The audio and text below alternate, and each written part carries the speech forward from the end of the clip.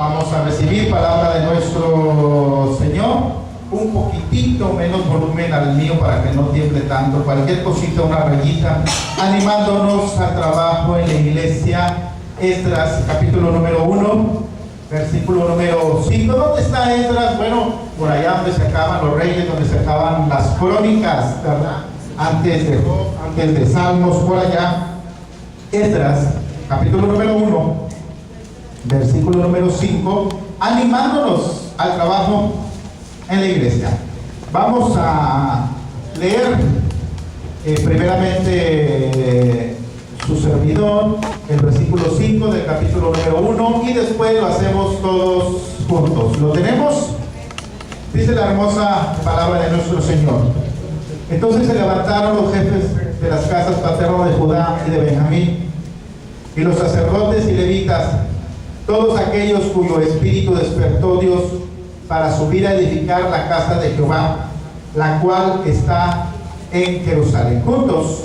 Entonces se levantaron los jefes de las casas paternas de Judá y de Benjamín, y los sacerdotes y levitas, todos aquellos cuyo espíritu despertó Dios para subir a edificar la casa de Jehová, la cual está en Jerusalén. Señor, gracias por esta maravillosa oportunidad de venir y proclamar tu evangelio, de venir y recibir aliento, guía espiritual. Gracias, Señor, porque desde aquel septiembre del 2012 hemos estado con ánimo participando en nuestra iglesia juntos, unidos como un cuerpo, Señor, como tú dejaste establecido. Sí, Padre, hemos tenido luchas, hemos tenido muchos obstáculos, tal vez algunas de las veces que derribar, pero todos y cada uno de ellos han caído solamente por tu ayuda, por tu sabiduría, Señor, y porque no nos has soltado de tu mano. Sigue bendiciendo a Jerusalén, las familias acá representadas. Danos matamoros para seguir predicando tu palabra en Cristo Jesús. Amén.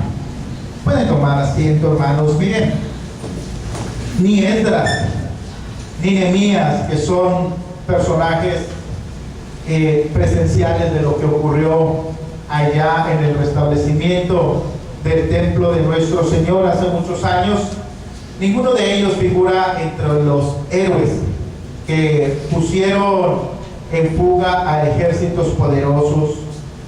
No figuran en personajes tan importantes y tan mencionados como Moisés, como Elías, que hicieron milagros espectaculares. Vemos nosotros, por ejemplo, a Moisés hablando allá en la zarza ardiente en su llamamiento, Moisés abriendo el mar rojo, Moisés levantando las tablas de la ley. No, hermanos, ni Esdras ni Nehemías hicieron nada parecido. Pero, ¿sabe una cosa? Al animar a la iglesia, desataron el recuerdo de Moisés, de Elías, de los grandes personajes en fe. Y ahora el pueblo estaba presto y dispuesto a trabajar en la viña, como dice el himno que acabamos de cantar. La obra de Esdras, mis hermanos, la obra de Nehemías, en muchos aspectos fue notable y de gran repercusión en el caminar de la iglesia moderna. El mundo, yo sé que hoy en día está acostumbrado al espectáculo, a la publicidad aplanadora, pero también debemos de darle su lugar a aquellos que han impulsado y han iniciado un cambio. Ellos también deben ser reconocidos. De hecho, déjeme decirle algo: los grandes avances del cristianismo están dotados de grandes dosis de olvido por parte de los protagonistas, porque el acto y el hecho mismo que se llevó a cabo fue más grande que su personalidad y su caminar acá en la tierra. Es como el Titanic, hermanos, que sabemos de su grandeza, sabemos que a la postre de su fatal hundimiento, pero ninguno de nosotros sabemos quiénes fueron los creadores de aquel barco. Es como la internet, hermanos, que en el mundo el 78% de las personas lo usamos, pero es confuso saber quién la creó. pues esto se debe a un proceso evolutivo de ideas y de ponerse de acuerdo para sacar estándares y protocolos de comunicación. Del rey Salomón, ¿qué sabemos? Bueno, se nos dice que él edificó un gran templo en Jerusalén, el más grande que ha habido en la historia del pueblo israelita, que fue el asombro no solamente de ellos mismos, sino de todas las naciones. Pero Salomón tenía a su cargo un gran ejército, tenía grandes tesoros conquistados, pero ni Esdras ni Nehemías, hermanos, tenían todo esto. Al revés, tenían muy escasos recursos. Tenían, hermano, una ciudad en total destrucción, una situación adversa para reconstruir Jerusalén. Y eso yo creo que ha sido el caminar también de nuestra iglesia Jerusalén. Desde que empezamos allá en la inauguración en septiembre del 2012, yo sé que usted se recuerda, no teníamos nada. Estas sillas que estaban ahí eran rentadas porque no teníamos sillas. Teníamos un altar que nos regaló el hermano Leo, teníamos un atril que nos regaló el hermano Carlos Martínez, uno de mis mentores de la iglesia bautista allá en la West. Teníamos pero muy poquitas cosas, y conforme fuimos caminando en el primer aniversario, nosotros veíamos hacia atrás y solo podíamos contar las grandes bendiciones que el Señor nos había dado. No se diga ahora en el segundo aniversario, en donde a pesar de que hubo una gran lluvia en nuestra ciudad, nosotros podíamos contar lo que ha sido Jerusalén, que empezamos, hermanos, de la nada.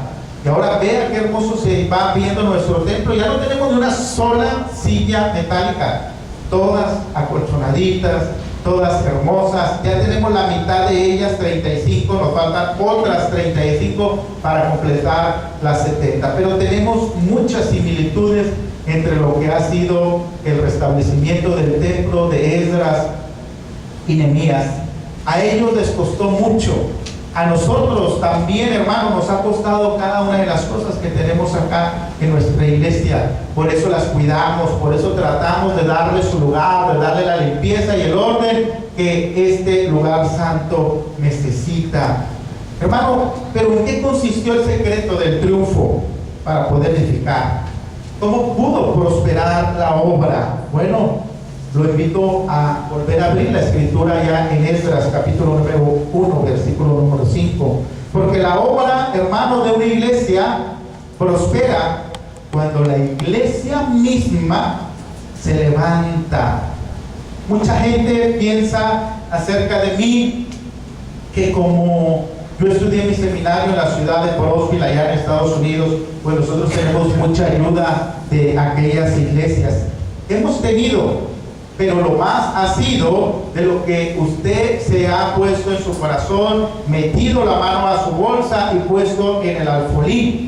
De eso es lo que Jerusalén ha estado hasta el día de hoy construida y establecida, del corazón de cada uno de los hermanos que han entendido que no es para el pastor, ni siquiera para la iglesia, sino que cada una de las cosas acá en la ecuación son solamente para Dios. Y claro, las disfrutamos y claro, las utilizamos. Esdras 1, capítulo 1, versículo 5 dice: entonces se levantaron los jefes de las casas paternas de Judá y de Benjamín, y los sacerdotes y levitas, todos aquellos cuyo espíritu despertó Dios, para subir a edificar la casa de Jehová, la cual está en Jerusalén. La palabra nos comparte, hermanos, que se levantaron todos aquellos cuyo espíritu Dios despertó. No dice se levantaron los más capacitados, no dice se levantaron solamente los líderes, no dice se levantaron solamente las mujeres, como es la gran tendencia en las iglesias del mundo. A la convocatoria, ¿sabe una cosa? Respondieron todos aquellos cuyo espíritu despertó Dios. Claro, Casi estoy seguro que entre ellos había liderazgo, había gente capacitada, pero también, hermanos, debemos de entender que el trabajo acá en la iglesia es de todos, empezando del pastor, empezando por el más nuevo, empezando por los hermanos maduros acá en la iglesia. Todos somos importantes en Jerusalén y todos nos debemos de animar para juntos seguir haciendo el trabajo en la iglesia. En la Biblia nosotros podemos ver, hermanos, muchas almas que fueron guiados a la salvación cuando recibieron una llamada para despertarlos, como aquel grito de Jonás que despertó a la ciudad de Nínive, como aquella predicación del apóstol Pedro, en donde en el primer culto de la era cristiana se convirtieron solamente, imagínense eso, de 10,000 personas en la iglesia. Hermano, así como un gallo canta para anunciar el amanecer y despertar a la gente, el pueblo de Dios debe de despertar a este mundo oscuro y tenebroso, mi hermano, con la voz de la predicación del Evangelio. Le digo una cosa, espiritualmente hablando, esta es la época de la confusión, de las tinieblas, de la oscuridad. Si no hacemos esa llamada para despertar al mundo, nadie podrá discernir espiritualmente lo que está pasando acá. Yo sé, hermano, que de repente usted ve los anuncios que tenemos en la iglesia y no salimos de una cosa cuando ya vamos a otra. Pero le digo una cosa, el diablo trabaja las 24 horas del día, todos los días de la semana. Pastores, que acabamos de bajarnos casi de los carros de Ciudad Victoria y ahora ya nos quiere llevar a San Luis. Hermano, tenemos que hacer la obra. Y yo sé que la próxima semana vamos a tener actividad todos los días. Lunes en esto creemos los bautistas, martes célula, miércoles en esto creemos los bautistas, jueves culto en nuestra iglesia, viernes en esto creemos los bautistas, el sábado mensajeros del Altísimo, película, cultos en la mañana. Hermano, pero ¿quién cree usted que va a estar en todos los días de esas actividades en la iglesia? Primeramente Dios, y luego el que lo está citando usted para que se agregue al trabajo de la iglesia. Es bien raro y nunca creo que va a llegar ese momento que yo le voy a decir vamos a trabajar y el pastor no esté haciendo nada. Tenemos que animarnos unos a otros. Hermanos, la gente llega a acostumbrarse. En aquel momento el pueblo de Dios, después de 70 años cautivos en Babilonia, ya nadie cantaba un corito, ya nadie leía su Biblia, ya no se reunían las personas, se les había quitado esa hambre de pertenecer al pueblo de Dios. Y muchas de las veces es lo que está pasando acá en nuestras iglesias. Estamos dormidos viniendo al culto, qué bueno, y a mí me encanta venir acá a la iglesia. Eso me llena. El día de ayer llegamos 5:30, 6 de la tarde de Monterrey y le dije a mi esposa, ¿sabes qué? Quiero ir a la iglesia. ¿A qué vas? El culto es esta mañana. Pues sí, pero no me aguanto, quiero ir a acomodar sillas, si hay agua que se metió, trapearla, acomodar micrófonos, no sé. Estuvimos acá como 1 hora. Me gusta mucho estar en la iglesia, pero es necesario, hermano, que salgamos a decirle a la gente que verdaderamente necesita que Jesucristo lo ama. Y que no es el baile, que no es el cigarro, que no es la tomadera, que no es andar engañando a su mujer, que no es andar en el bar, en los bailes, en donde está la felicidad, sino está aquí en la iglesia, porque aquí está Jesús, hermano. Aquí usted sabe que somos una iglesia en donde todos somos bienvenidos. Es bienvenido el que sabe, porque lo necesitamos para que nos ayude a capacitar a los que no sabemos. Primera de Pedro, capítulo número 4, versículo número 11. Mire lo que dice la hermosa palabra de nuestro Señor, siguiendo con el apóstol Pedro, que en el primer culto de la iglesia 3,000 almas alcanzó. Mire lo que él nos dice acá a nosotros, en donde nosotros debemos de tener, cada uno nos ha dado un don, el Señor, pero nos dice, bueno, ese don que el Señor les ha dado, póngalos al servicio de la iglesia. ¿Lo tenemos? Cada uno según el don que ha recibido. Pastor, es que yo no he recibido ni un don. Claro que sí, sí, mi hermano, usted tiene un don y tiene que ponerlo al servicio del Señor. Ministrelo a los otros. ¿Cómo que dice? Como buenos administradores de la multiforme gracia de Dios. Aquí somos una iglesia, hermano, en donde todos son bienvenidos. Es bienvenido aquel que está motivado. Qué alegría, hermano. Qué orgullo, mis amados hermanos, me da como pastor de esta iglesia al ver que todos se están levantando y hemos entendido que si estamos en Jerusalén, estamos para empujar unos a otros. Seguimos en el versículo 11 del capítulo 4 de Primera de Pedro. Mire qué hermoso es Dios en su palabra, porque nos dice, tú tienes algo que hacer acá en la iglesia. Hermano, aquí hay muchas oportunidades de trabajo. De lo que más se puede quejar usted de Jerusalén no es de la falta de trabajo. Sería al revés. Aquí hay mucho, pero un montón de trabajo que necesitamos manos para llevarlo a cabo. Dice el versículo 11 de la primera epístola de Pedro, capítulo número 4. Si alguno habla, hable conforme a las palabras de Dios. Si alguno ministra, ministre conforme al poder que Dios da, para que en todo sea glorificado, ¿quién? Jesucristo, a quien pertenece la gloria y el imperio por todos los siglos. Hermanos, seguro estoy que a nuestro Señor muy seguido nuestra iglesia le saca una gran sonrisa cuando ve que nos levantamos para hacer la obra que nos ha sido encomendada. Hermano, cuando veo el entusiasmo de nuestros hermanos que fuimos allá a Ciudad Victoria, mire, la hermana Rosy no tiene ni medio año con nosotros cuando ya se subió a hacer una de nuestras servidoras para ir a alcanzar a su esposo allá a Ciudad Victoria. No cabía ella de felicidad, más su pastor y más Dios aceptando a nuestro Señor Salvador, su esposo. Cuando veo a la hermana Patti, al hermano Ramón llevar a su familia para que estos se conviertan allá en la iglesia, dentro de los 12 convertidos el sábado, la hermana Leti ganando a su familia el domingo siguiente al aniversario. ¿Sabe qué hace todo eso para mí? Hermano, me anima.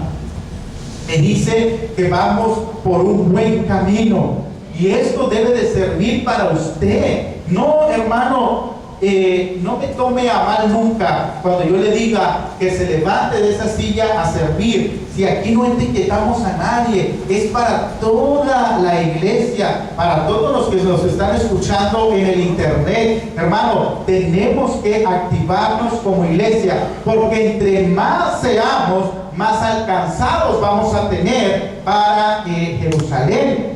Más pronto vamos a llenar esta silla, más pronto vamos a tumbar los baños, más pronto vamos a tumbar esa pared que nos delimita allá al cuarto de cuna. Pero debemos de hacer la obra todos juntos, mi hermano. En segundo lugar, la obra de una iglesia prospera cuando cada uno ocupa su lugar de acción. Regresemos ahora a Nehemías, capítulo número 3, versículo número 1 al versículo número 4. Pastor, ¿dónde está Nehemías? Bueno, si usted ya estaba allí en Esdras, pues está enseguidita. Si lo perdió, bueno, Nehemías es un libro pequeñito que usted lo va a encontrar antes del libro de Esther, antes del libro de Job. Nehemías, capítulo número 3, versículo del 1 al 4. Yo lo voy a esperar porque ya no me alcanzó el tiempo de poner todos los versículos, ¿verdad? Yo lo voy a esperar para que usted pueda leer juntamente con nosotros. Nehemías 3, del 1 al 4. Entonces se levantó el sumo sacerdote Eliasib con sus hermanos los sacerdotes y edificaron la puerta de las ovejas. Ellos arreglaron y levantaron sus puertas hasta la torre de Amea y edificaron hasta la torre de Hananel. Junto a ella edificaron los varones de Jericó. Mire, aquí viene lo lindo. Porque cuando empieza uno, es como cuando se le está escapando un hilito de su camisa. Y usted le jala y se va deshilando toda la camisa. Ajá. Cuando uno le sirve al Señor, ya habrá otros que querrán hacer lo mismo y ese servicio dedicárselo al Señor. Junto a ella edificaron los varones de Jericó, y luego Zacur, hijo de Imri, los hijos de Sena, edificaron la puerta del pescado. Ellos la enmaderaron y levantaron sus puertas con sus cerraduras, sus cerrojos. Junto a ellos restauró Meremot, hijo de Urías, hijo de Cos, y al lado de ellos restauró Mesulam, hijo de Berequías, hijo de Mesesabel. Junto a ellos restauró Sadoc, hijo de Baná, y sigue, y sigue, y sigue, y sigue la lista de personas que querían participar de la obra restauradora de aquel templo. Hermanos, eso es lo que debe de ser Jerusalén. Por eso aquí, hermanos, el día de mañana que usted va a empezar a ver, en eso creemos los bautistas, una de sus cuestiones es que deben de tener un acta y un libro de hermanos de la membresía. Pero si viene otro bautista de otra iglesia y viene aquí, no lo dejamos entrar si no trae una carta de su pastor. Aquí nunca vamos a hacer eso. Porque el que debe de aceptarnos a cada uno de nosotros es Cristo, no el pastor. Yo no soy dueño de la iglesia, y usted, el que es dueño de la iglesia es el Señor Jesucristo. Por eso yo creo que es una de las cualidades y características en donde Jerusalén ha crecido, y nos hemos animado unos a otros para hacer la obra. Hermano, usted ha encontrado grandes bendiciones aquí en Jerusalén. Usted ha visto cómo ha crecido la obra, Dios la ha prosperado. Yo creo que usted no quiere que esto termine. Yo creo que usted no quiere que esto se detenga. Pues le animo en el nombre del Señor que ocupe su lugar de acción, que se ponga a trabajar en lo que usted quiera, en lo que usted sepa hacer, pero hágalo para el Señor. La obra de una iglesia prospera cuando no nos dejamos debilitar, mis hermanos, por las críticas. Hermana Blanca, en el punto número 3, no se preocupe de las críticas. Hermano, es bien risible para mí cuando, por ejemplo, cada lunes nos reunimos de cada mes los pastores, y pues yo llego con la banda de la iglesia, y muchos de los pastores empiezan a criticar. Y ahí viene el pastor Lázaro, que ocupa todo el espacio con la camionetota esa, y miren, y como que me hacen un bullying pastoral. Pero yo no me dejo. Yo le digo, sí, mi camioneta está bien hermosa, trae doble aire, traigo 2 pantallas de DVD, puedo ver DVD desde mi manejo, trae llantas nuevas, toda es de piel. Claro, hermanos, más les correa a ellos las pláticas contra mí, ¿verdad? Pero yo les digo a ellos, bueno, yo soy un pastor bien consentido, primero por Dios, luego por la iglesia. Pero siempre les digo, hemos trabajado para conseguirlo. Esta camioneta nadie nos la regaló, salió de los bolsillos de cada uno de los hermanos que creen en la obra de nuestro Señor. ¿Cómo es bien fácil criticar, hermano? Ellos no saben todos los 4 años que yo estuve allá en Empalme, yendo y viniendo, manejando, expuesto en la carretera. El pastor Dante, el hermano Méndez, el hermano Leo, que fueron los que apoyaron aquella obra por 4 años, saben cuál era el gran sacrificio de nosotros de ir allá hasta Empalme todos los días. Y empezamos de cero, igual que aquí no teníamos absolutamente nada, y la hicimos crecer. En 3 años ya éramos la iglesia más grande, después de iglesias de 30, 35 años, ahí ya éramos la iglesia más grande. Ellos no saben por todo lo que yo he tenido que pasar para tener la iglesia que nosotros tenemos. ¿Y saben qué? No me interesa, porque las críticas lo que hacen a la vida espiritual de un creyente, las críticas destructivas, es pararlo, y nosotros no podemos hacer eso. Debemos de continuar. Somos una iglesia criticada, qué bueno. El que no hace nada, nada le van a criticar, pero el que se mueve, el que va para adelante, siempre le van a tirar los demás. Qué bueno que nos sigan tirando los demás, hermanos, porque nosotros tenemos que seguir avanzando. Mire, ¿Cómo tomó las críticas Esdras y Nehemías? Bueno, abra su Biblia en Nehemías 4, del 1 al 3. Pastor, a ellos también lo criticaron, hermanos, siempre nos van a criticar. Le digo una cosa, no se pare.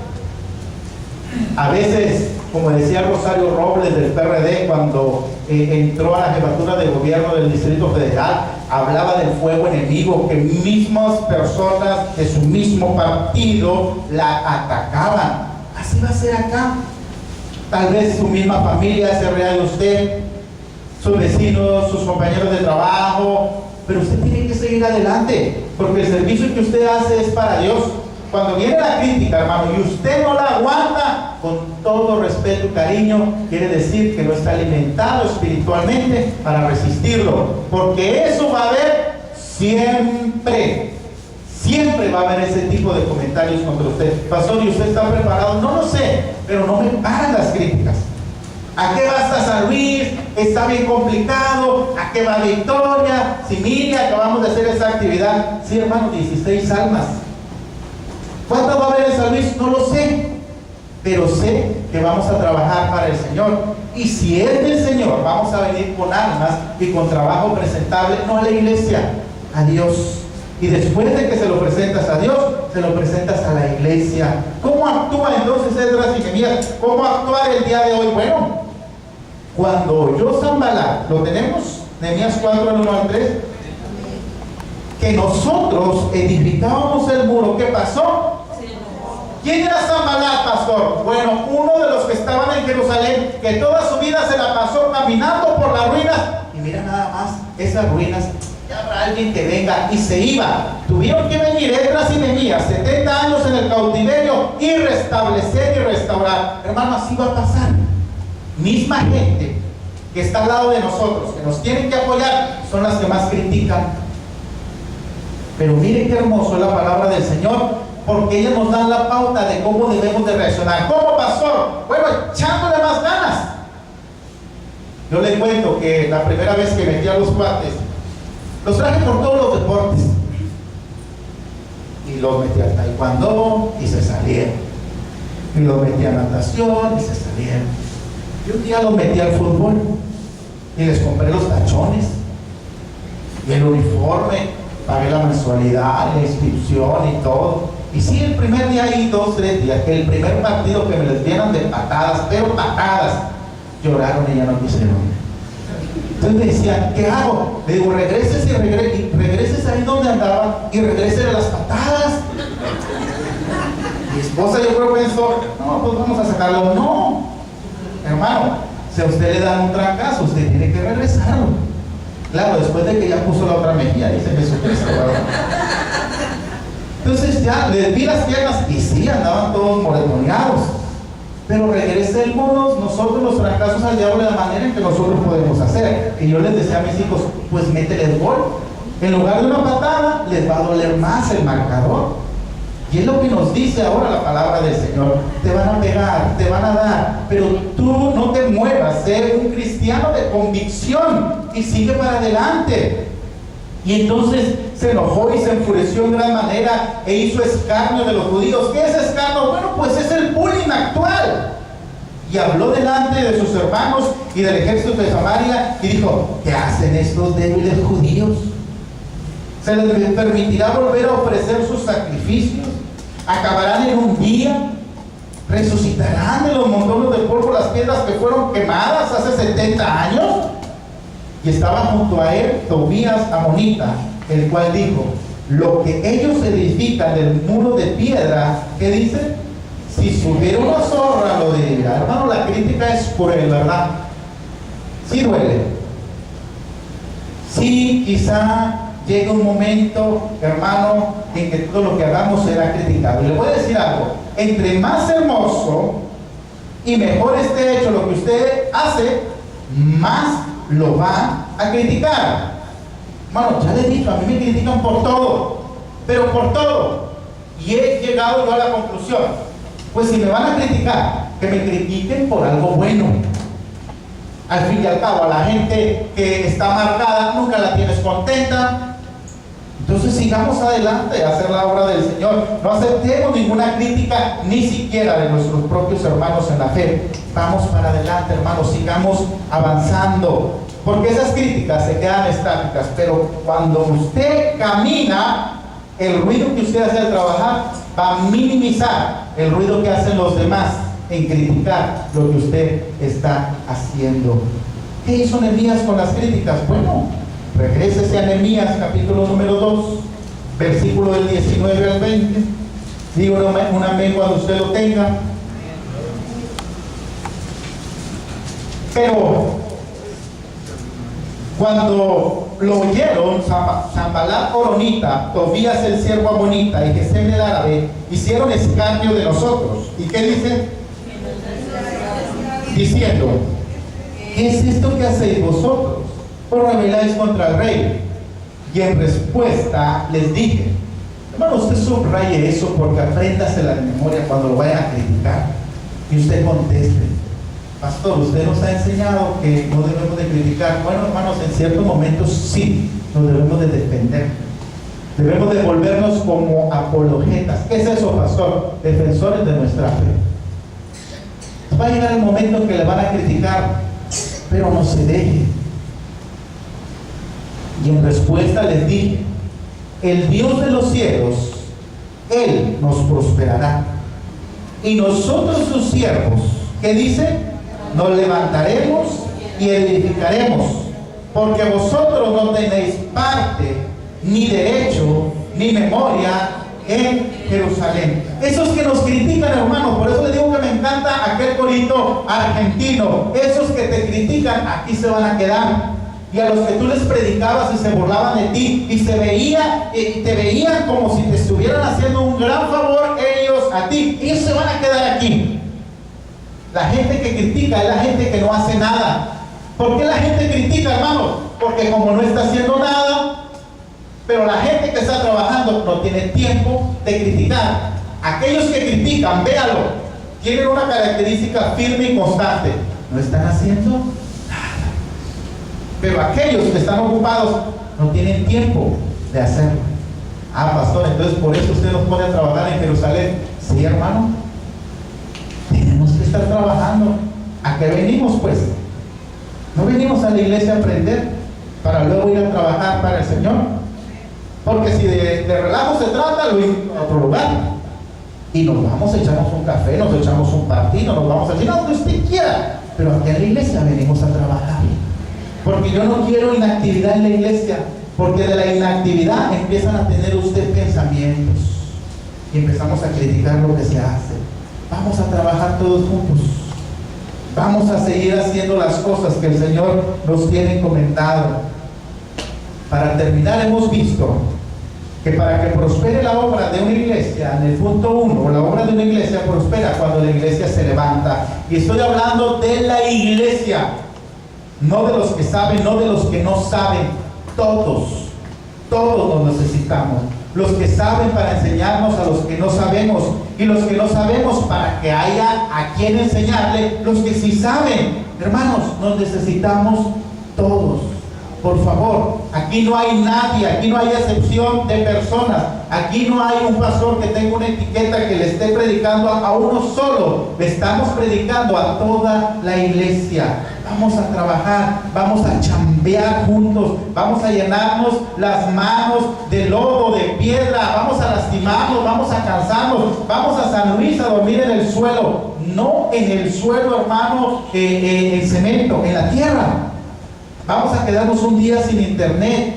Vamos a quedarnos un día sin electricidad. Y ya van varios que me han preguntado: ¿y cómo es esa vida? Bueno, pues vamos a predicarle a la gente que de verdad lo necesita. Vamos a darle un juguete nuevo a un niño que quizá en toda su vida infantil no vaya a tener algo nuevo que estrenar. Vamos a darle una cobija a aquellas viejitas abandonadas que solamente viven en una casa de cartón. Vamos a llevarle un zarapito, vamos a llevarle una almohada. La obra de una iglesia, en el punto 2, prospera cuando cada uno ocupa su lugar de acción. Y la obra de una iglesia, en el punto 3, vimos que prospera cuando no nos dejamos debilitar por las críticas. Desde ahora usted ya póngase en el corazón, me van a criticar, esto va a ser toda la vida. Pero usted tiene que tener un crecimiento espiritual, leer su Biblia todos los días, venir a la iglesia, estar activo para que cuando lleguen esas críticas usted pueda tener un gran teflón espiritual y diga: a mí no me haces nada, porque tú no eres nadie para criticarme. Que me critique Dios, que Él me jale las orejas y que Él me quite todo lo que a mí me estorba, pero no tú. Solo así va a prosperar la obra de Dios en que Él nos ha confiado. Vamos a ocupar, hermano, el lugar que nos corresponde. Hasta hoy lo hemos hecho muy bien, sigamos haciéndolo. Pastor, entonces ¿por qué predica esos sermones si vamos muy bien? Porque no quiero irme para atrás, quiero seguir haciendo las cosas mejores, ser un mejor pastor, traer mejor alimento espiritual, que la alabanza se esté haciendo mejor, la silla, la asistencia, el templo, todo hay planes para seguir avanzando. Usted tiene que involucrarse, usted tiene que ser parte de este mover de Dios acá en Jerusalén. ¿Cómo? Animándonos unos a otros para trabajar en el Señor. Señor, gracias. Gracias, Señor, porque tú has sido muy bueno. Este día hemos aprendido mucho de ti. Si bien es cierto, Señor, que hay muchas críticas por lo que hacemos, tú nos enseñas que tú también fuiste criticado. No hay motivos para sentirnos rechazados, amenazados y amedrentados para no hacer tu obra. Cuando tú mismo viniste acá hace 2000 años y fuiste rechazado, no solamente eso, fuiste muerto, fuiste asesinado de la manera más cruel que un ser humano puede recibir la muerte. Así que, Señor, te pedimos perdón si hasta el día de hoy no nos hemos levantado como tú quieres que nos levantemos. Yo como pastor te pido perdón, Señor, si no he hecho el trabajo que tú has designado para Jerusalén. Te pido que les des una bendición a las familias que han creído no en mí ni en Jerusalén, sino en ti. Llénalos de trabajo, Señor, llénalos de armonía, de paz, de felicidad, Señor, que puedan sacar de su mente, de su corazón, todo obstáculo que los lleve a sentir tu llamado al trabajo en la iglesia. Todos tenemos algo que hacer. Sigue bendiciendo, Señor. Sigue estando con nosotros como hasta el día de hoy. En Cristo Jesús. Amén. Bien, mis hermanos, vamos a ponernos de pie. Vamos a cantar una linda alabanza, hermana Blanca, hermano